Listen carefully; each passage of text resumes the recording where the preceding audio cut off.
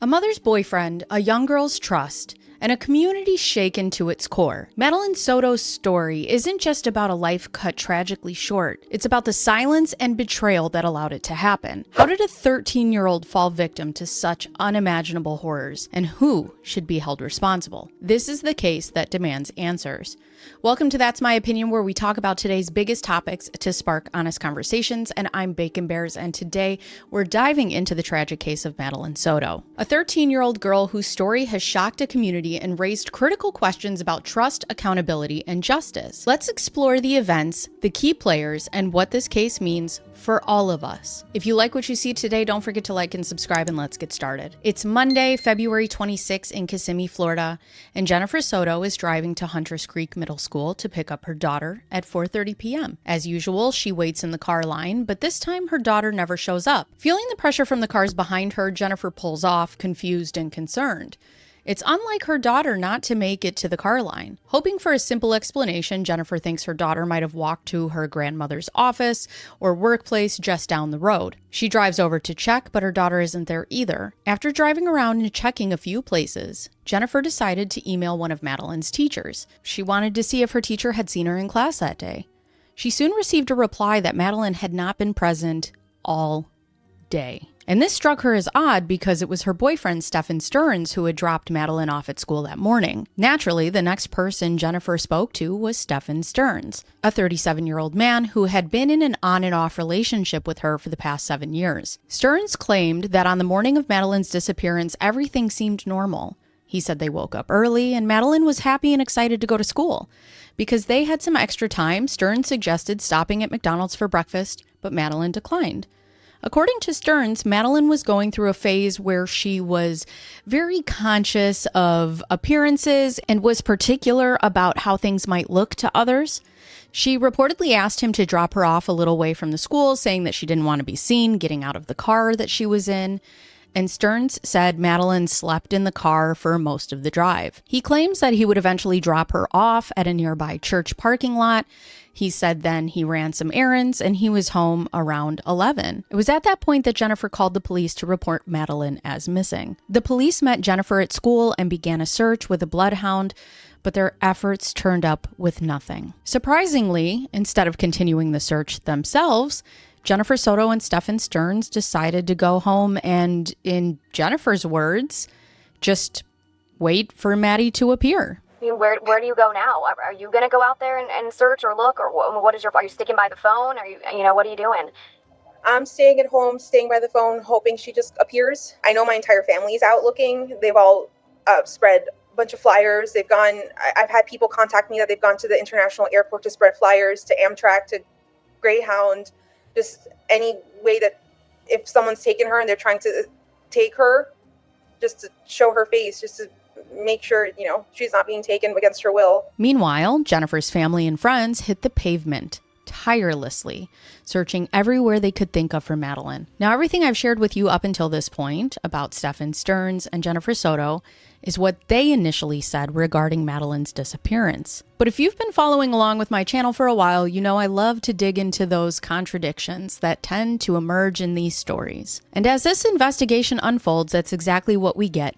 Contradiction after contradiction after contradiction. By Tuesday, February 27th at 6:51 p.m., posters featuring Madeline's information were released to the public. Madeline Soto, 13 years old, 5'1", with blonde hair and blue eyes, was now officially missing. On the same day at 10 p.m., Jennifer Soto did her first interview with Fox 35 News. I'll include the links to the full interviews down below if you want to watch them in their entirety. But as a summary, the first thing that struck me about this interview is that when Jennifer Soto is speaking, we catch a glimpse of Stephen Stearns walking behind her, casually carrying a red Solo cup. He disappears from the frame for a moment, but then he comes back and just sits outside of the frame, just enough so that the camera can catch him, yet he's sitting behind Jennifer. And he remains there, sitting in the background for almost the entirety of the interview. I know we talk a lot about how we're not supposed to judge people in a time of crisis because everybody acts very differently. But what I found to be consistent with Jennifer Soto in almost all of her interviews is she is incredibly calm and nonchalant when speaking about the horrific things that have happened to her baby. The other thing, not only about this interview, but other interviews I find incredibly odd is she interchanges we, I, and Stefan when talking about driving Madeline to school. If Stefan took her, why not just say that? Monday morning, we took her to school. We dropped her off close to school, across the street from a church, which is it's right next to the school, and walked to school, what we thought walked to school. My boyfriend who drove her to school drove away at that point. Stearns continues to sit behind Jennifer, cracking his knuckles, while Jennifer tells the reporter that they're still just waiting at home, which is a choice. Meanwhile, everyone else is out looking for Madeline, even at 10 p.m., putting up her pictures at the airport just in case someone tried to get her on a plane. During the interview, Jennifer goes on to say she corrects herself. She's just a happy girl, referring to Madeline in the past tense. Directly after that, both Stearns and Jennifer do an interview with WFTV Channel 9, and once again, Jennifer seems to confuse who dropped Maddie off at school. We had dropped her off close to the school. She wanted to walk the rest of the way. Sorry.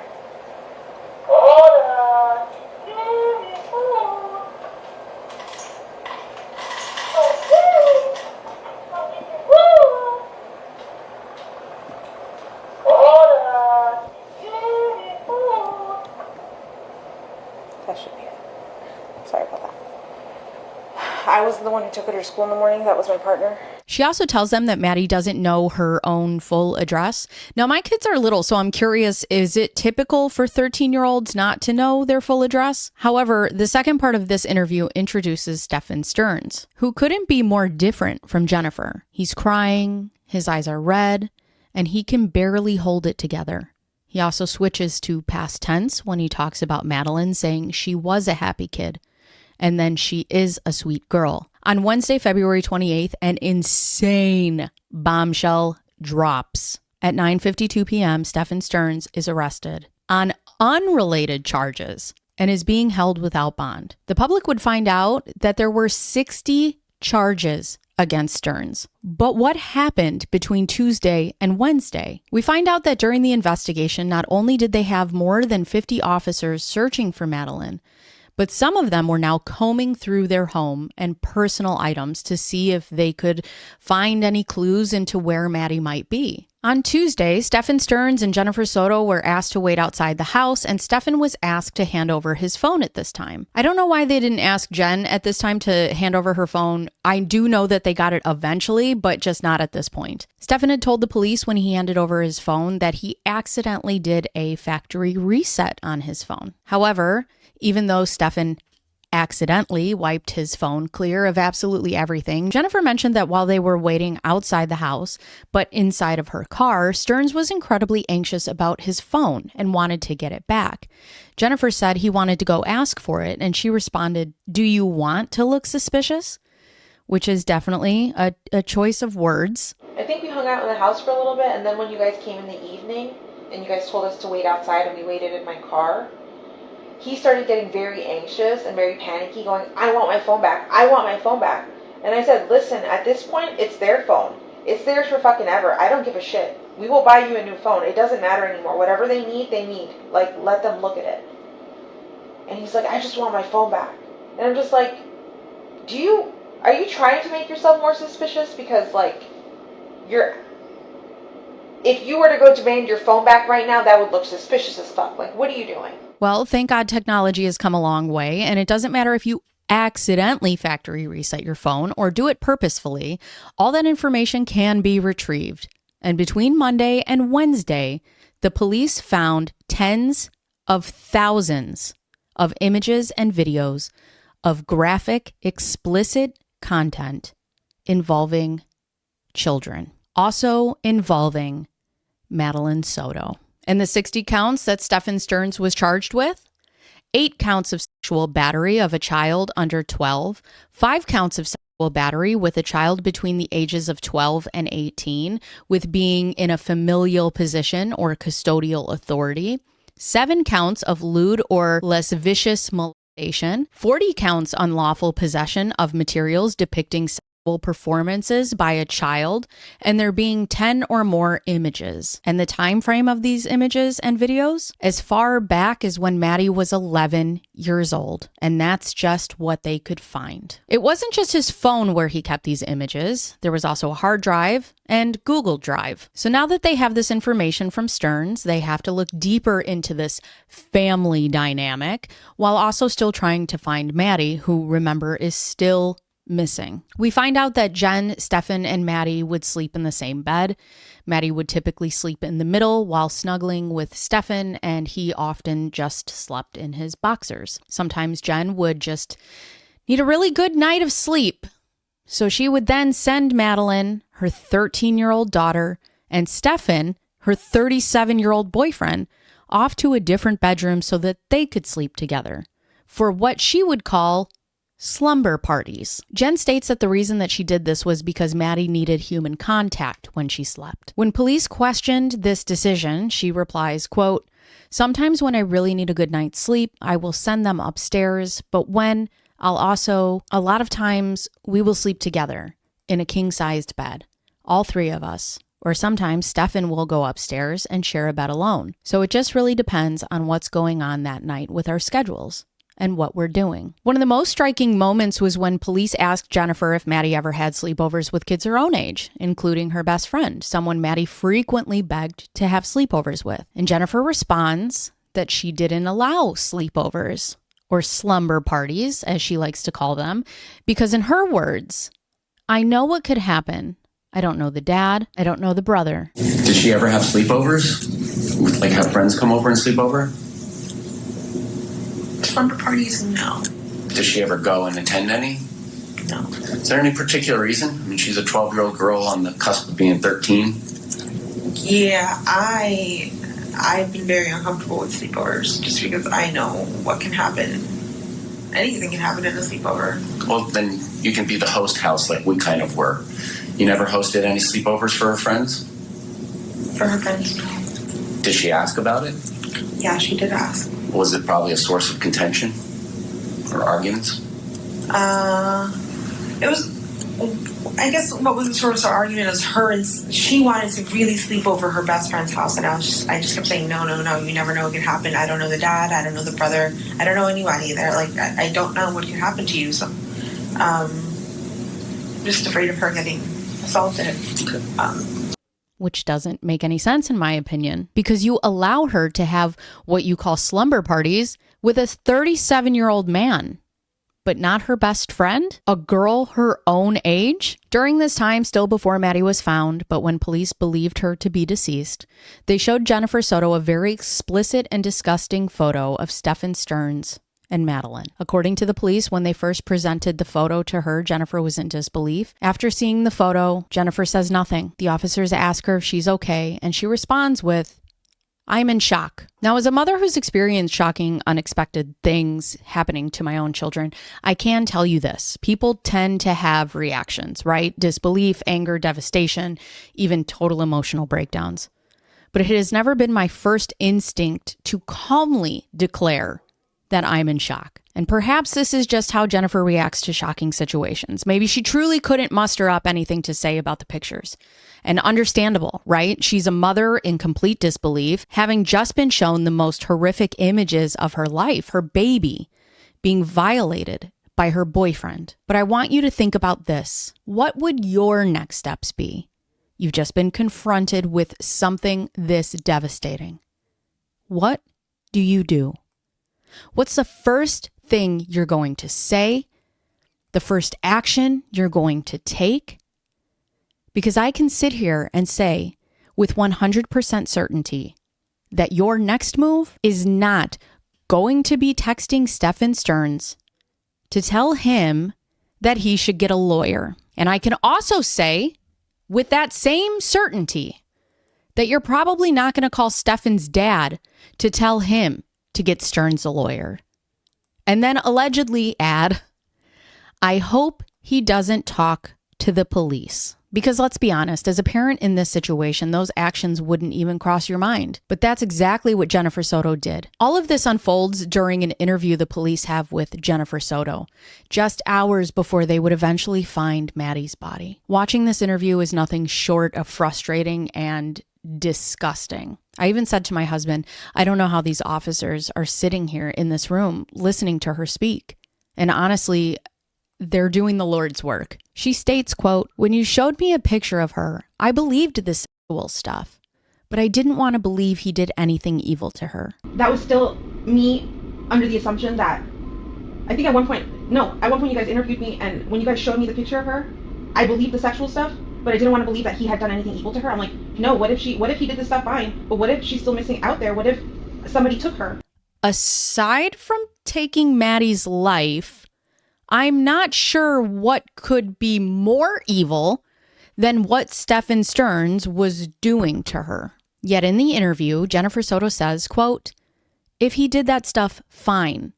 I just wanted to believe he was still a good guy." And let's go ahead and break that down. He victimized Maddie for years from just what they could find, starting when she was just 11 years old. And that's fine? It's fine? Jennifer goes on to say she didn't want to believe Stephen was capable of killing Maddie. She also admits that after seeing the explicit pictures, she never once asked Stearns, "What did you do?" She never confronted him. She never questioned him. Allegedly, she never expressed anger toward him. Instead, her focus was on protecting him, trying to get him a lawyer. And when the police pressed her on how she described Stearns, they pointed out that she had called him a thief and manipulative. And Jennifer interjects, "He stole from his parents, but he never stole from me." Right. He never stole anything from you, except your daughter's innocence and ultimately her life. During Jennifer Soto's interview, the police become visibly aggravated and frustrated, which... this interview goes on for about 2 hours. I don't know how they held it together. But at one point, the detective outright tells her, "You have never prioritized Madeline over Stephen." And by now, the investigators believe that Maddie is gone, but they still need to find her body. And Jennifer, well, she's no help. When asked where Stephen might have hidden Maddie, she responds that she has no idea where he might have, quote, "stashed the body," unquote. I feel like he stashed the body at that time. When he came back and then left again. Stashed the body when referring to her own daughter. Later, when asked essentially the same question, Jennifer uses the phrase, quote, "dumped the body," when speaking about Madeline. Hearing her refer to her daughter in such a detached, almost callous terms is utterly heartbreaking and infuriating. When the police asked Jennifer Soto to paint a picture of what she thought might have happened, her response was unsettlingly specific. She suggested that Stephen Stearns might have choked Maddie, reasoning that there was no scene of a crime in the house. She then went on to describe a scenario where Stephen placed Maddie's body in the trunk of a car. And these details were not only oddly precise, but also raised more questions about what Jennifer might know about what happened to her daughter. On Friday, March 1st, Madeline Soto's body is found in a wooded area along Hickory Tree Road in Osceola County, Florida. And her cause of death was ruled a homicide by strangulation. So again, the police investigation has to go back to the beginning to now start to investigate this homicide. We know that Stephen was in charge of taking Maddie to school that morning. And between license plate readers, surveillance video, and traffic cameras, they are able to piece almost every single part of this morning timeline together. On February 26, 2024, at around 7:30 a.m., surveillance footage captures Stephen Stearns driving his vehicle to a dumpster in Venetian Bay. He exits the car and tosses 2 large white trash bags into the dumpster. In the passenger seat, a female, believed to be Madeline Soto, is seen wearing a green sweatshirt, which is exactly what she was described as wearing when she was reported missing. Her head is slumped to the left in a position that's clearly abnormal. She remains completely still, making no movement as Stearns gets in and or out of the car. At 8:10 a.m., Stearns is seen driving south on John Young Parkway. At this point, Madeline is still in the front passenger seat, positioned in a way that seems concerning. At 8:19 a.m., Stefan enters Venetian Bay, and he doesn't exit the rear of the complex until 8:31 a.m. Madeline remains in the same position in the front passenger seat during this time. By 9:01 a.m., Stefan is driving north on International Drive near Central Florida Parkway, and once again, Madeline is still in the same position beside him. At 9:35 a.m., Stefan is driving into a parking garage, backs his car into a space by the stairs, and exits. He then opens the trunk of his car, and at 9:41 a.m., Stefan is seen placing Madeline wearing a green sweatshirt and blue pants into the trunk of his vehicle. By 10:14 a.m., when Stefan enters Venetian Bay again, Madeline is no longer seen in the front passenger seat. At 10:54 a.m., Stefan is seen driving to the dumpster in Venetian Bay, discarding more items. At 11:22 a.m., Stefan is seen stopping at the e-smoker online vape shop, where he makes a purchase before leaving shortly after. His vehicle is then captured traveling east on Highway 192 toward St. Cloud, Florida, passing through several traffic cameras and license plate readers along the way. By 2:11 p.m., Stefan is seen heading west on Hickory 192 from Old Hickory Tree Road, and notably, his vehicle now has a spare tire on the rear driver's side, which he claims he got a flat tire that day. At 3:21 p.m., Stefan is again seen in Venetian Bay, where he is captured throwing more items into a dumpster. To the 60 charges that they have filed against him, and he's sitting in jail for, we can now add first-degree murder. And if he is convicted, he could face the death penalty. Also, it's important to remind you that at this time, 0 charges have been brought against Jennifer Soto. Stefan Stearns made some interesting phone calls from jail. He actually called his parents, and Stefan says, "I'm not sure really that any one person is specifically responsible. It's probably a combination of factors that led to it. I have never felt anything like that before. It was horrible." Chris Stearns, Stefan's dad, tells Stefan that he hopes the truth will come out. And Stefan responds, "Well, yeah." I find this all very interesting, and I truly hope that the truth does come out. However, I have to say I'm not holding my breath, because Stefan has been anything but cooperative with authorities.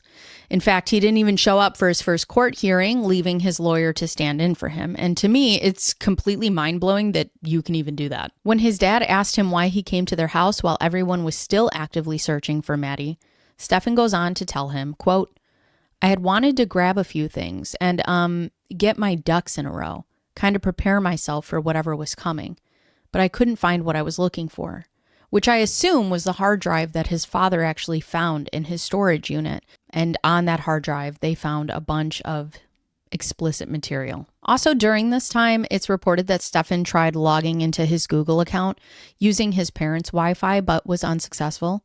And it is believed that Stefan was attempting to log into his Google account to delete the images and videos of him violating Maddie. Chris Stearns, Stefan's dad, tells Stefan he wished that they could understand how this whole situation came about. And Stefan replies, "Well, I didn't start it," which, what the fuck does that mean? But Chris told Stefan, "You participated in it." And Stefan says, yeah. At no point during the conversation does Stefan deny that he murdered Madeline. And I want to take a minute to talk about Chris Stearns real quick, Stefan's dad. From what I could find in these reports, he is shocked and surprised and devastated that any of this could happen. When he was interviewed by police, he said that Stearns had called him that day that Maddie went missing, and he said that the way that he was talking was way off. Quote, "During the conversation, his father said Stefan was upset as if he was holding himself responsible for Madeline's disappearance. Chris Stearns said he felt that Stefan was rehearsing his story on him because it was the same routine that he used during the media interview. Chris also told him to hand over the phone if there wasn't anything incriminating on it. Stearns then tells his dad that he accidentally factory reset his phone, to which Chris Stearns said that he immediately thought it was bullshit. Chris then also said that everything that Stefan did and said up to the point of his arrest was suspect. Stefan's mom seemed to be in a bit of denial in the beginning, insisting that she didn't think that her son was capable of something like this. She even mentioned that it might have been an accident. As a parent, I cannot imagine how difficult it must be to face the reality that your child is capable of such horrific actions. No parent wants to believe that their child could be capable of something so monstrous. I watched an interview with his parents in its entirety, and I suggest you watch it. I'll link it in the description box down below, but you get a really good look at how actions like this truly affect everyone around them.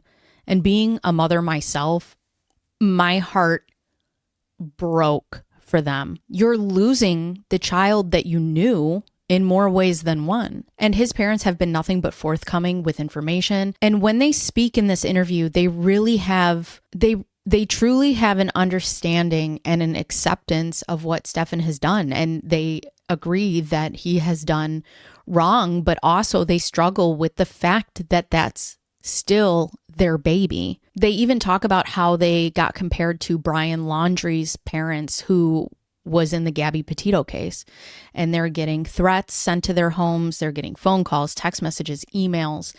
And they had said, we didn't aid our son in any of this. We had nothing to do with this. And that's the thing I think people forget is, yes, you are parents who love your child, and you can still be a victim of their behavior. Back to the story. Everything Stefan was doing tells me that he knew that his actions were wrong. From the way he was acting to the steps he took to cover his tracks, it's clear that he was fully aware of the severity of his actions. There is a report that mentions that Stefan made 2 strange searches about a drug called sevoflurane, which is used in medical procedures for young children. The search seemed unusual because Stefan wasn't looking for a job or caring for a child who needed surgery. He typed in, quote, show up in drug test, but it's unclear why he was searching for this information, unless he wanted to know if it would show up in a toxicology report, which is something they would do during an autopsy. The report also describes disturbing images showing Stefan allegedly abusing a young girl, with the girl appearing to be asleep. While the medical examiner's office didn't find any specific substances in Madeline Soto's system at the time of her death, the report points out these strange searches and images. However, they don't directly connect the two. Stefan Stearns is set to face 2 separate trials, a child sex battery case. This trial is scheduled for February 24th of 2025, and a homicide case. And that trial is for the murder charge, which is scheduled for September 22nd of 2025. Now let's take a moment to reflect on the broader societal implications of this case. There's abuse awareness. Understanding how grooming operates and recognizing the signs of abuse is crucial. Grooming often starts with manipulation, where the abuser builds trust with the victim and their family. They may exhibit behaviors like making inappropriate comments or isolating the victim from others. Recognizing these early warning signs can help prevent further harm. It's also essential that we speak up when we suspect abuse. Vulnerable individuals, particularly children, need advocates who are willing to listen, investigate, and protect them. Silence can allow these criminals to continue. So it's important that we create an environment where speaking up is the norm. Then there's parental accountability. The actions or lack thereof by Jennifer Soto raise difficult questions about parental responsibility. While it's hard to imagine the depths of betrayal involved in these situations, we have to ask, when is it time for parents to become more vigilant and proactive in protecting their children? In this case, Jennifer's choices, despite the red flags, point to a broader conversation about the importance of open communication between parents and their children, especially when it comes to relationships with adults who have access to their children. As we reflect on this case, it's important to remember the young life lost.